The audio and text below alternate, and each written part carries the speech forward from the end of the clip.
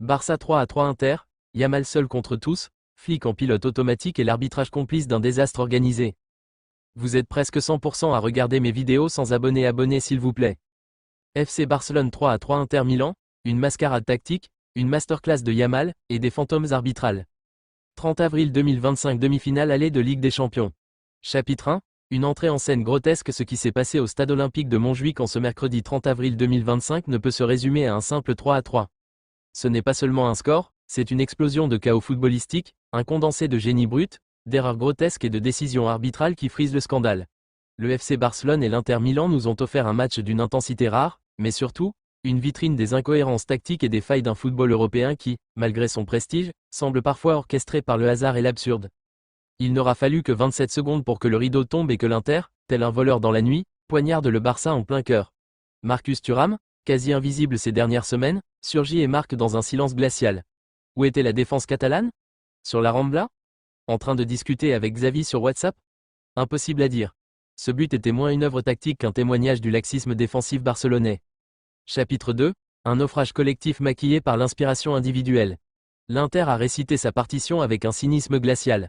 À la 21e minute, Denzel Dumfries, qui a passé plus de matchs à cirer le banc cette saison qu'à courir sur le flanc droit, surgit et plante une reprise acrobatique. 0-2. Montjuic est sonné. Hansi Flick, stoïque sur le bord de touche, donne l'impression d'être plus préoccupé par la météo que par l'effondrement de son équipe. Mais il y avait un enfant dans l'arène. Un prodige. Un diamant brut qui ne cesse de réécrire les codes de la précocité. Lamine Yamal, 17 ans, 100e match avec le Barça, et surtout, une attitude de vétéran. À la 24e minute, il dribble deux joueurs, fixe Bastoni, et place une frappe chirurgicale dans le petit filet. Ce n'est plus un espoir, c'est un phénomène. Il a réveillé Montjuic, réveillé les siens, et surtout, réveillé un match qui partait dans la mauvaise direction. Chapitre 3, l'arbitre, l'homme invisible. Et pourtant omniprésent. Et c'est ici que le volet polémique débute réellement.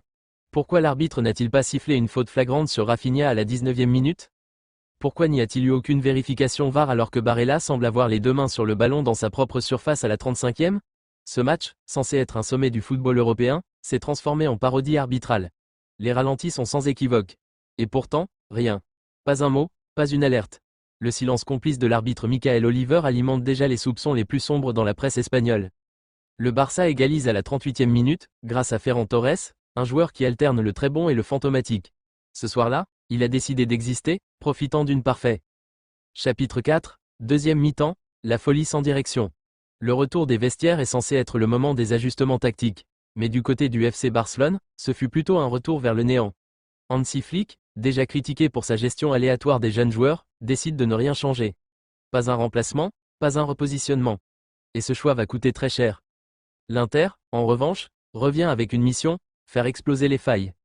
Ils insistent sur le côté gauche de la défense barcelonaise, où Joao Cancelo, encore une fois, se comporte comme un touriste égaré. Son manque d'engagement défensif est tout simplement honteux. À croire qu'il joue contre son propre camp. C'est de ce côté que Dumfries va s'infiltrer à la 63e minute pour claquer son deuxième but, après un 1-2 aussi simple qu'humiliant. 3-2 pour l'Inter. Les supporters Blaugrana n'en croient pas leurs yeux. Et Flick, toujours impassible. Aucune réaction immédiate. Il aura fallu attendre le but de Rafinha 2 minutes plus tard, un tir chanceux dévié par Sommet dans son propre but, pour que Flick commence à crier depuis la ligne de touche. Trop tard, coach. Le feu est déjà dans la maison. Chapitre 5, des changements. Qui n'en sont pas. Et là, c'est le festival. Flick fait entrer Oriol Romeu à la 74e minute. Pourquoi faire? Fermer un match qui n'a jamais été maîtrisé? Donner une leçon de stabilité en mettant un joueur oscillant dans un match de haute intensité? Mauvaise blague. Pendant ce temps, Fermín López reste sur le banc. Pedri est cramé. Gundogan joue à contre-temps.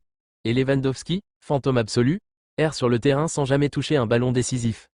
L'Inter aussi tente des ajustements, mais avec plus de cohérence. Simone Inzaghi fait entrer Fratesi pour densifier le milieu et calmer la montée en puissance de Yamal. Une stratégie claire, lisible. À l'opposé du chaos catalan. Chapitre 6, Yamal, l'anti-système vivant. S'il y avait bien une étoile qui brillait dans ce marasme tactique, c'était Lamine Yamal. Aucune consigne ne semble pouvoir brider son talent. Il dribble, accélère, provoque, crée des décalages. Mais autour de lui, c'est le néant. Un désert créatif, un manque d'engagement scandaleux. Comment est-il possible qu'un adolescent de 17 ans porte à lui seul l'espoir de tout un club? Où sont les cadres? Où est le leadership? Ce match aurait dû être celui de Gundogan. Il a été celui de Yamal. Encore. Il y a de quoi se poser des questions sur la gestion psychologique de cette pépite. Va-t-on brûler Yamal comme on l'a fait avec Ansu Fati? Parce que s'il continue à être utilisé comme unique plan de jeu, le mur arrivera vite.